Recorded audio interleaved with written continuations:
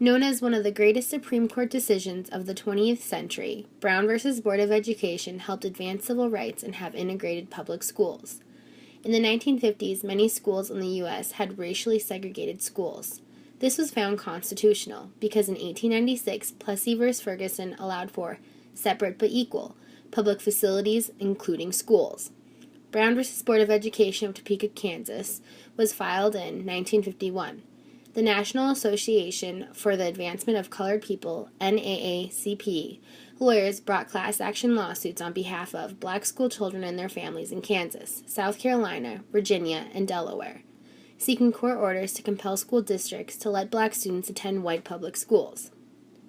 The Brown of Brown v. Board of Education of Topeka is Oliver Brown.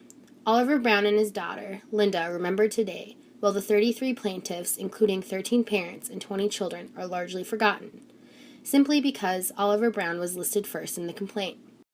Oliver Brown, at the time 32, served as an assistant pastor at Topeka's Black Methodist Church, and also as a welder.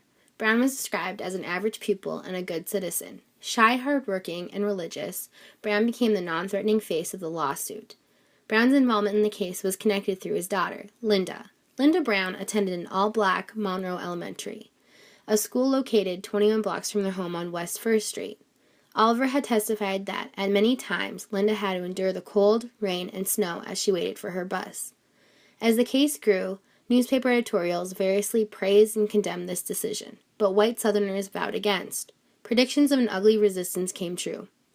The upcoming of Brown v. Board of Education generated a renewed optimism throughout the African American community.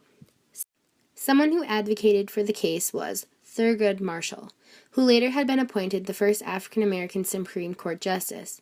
Marshall said, "Our nation, I fear, will be ill served by the court's refusal to remedy separate and unequal education.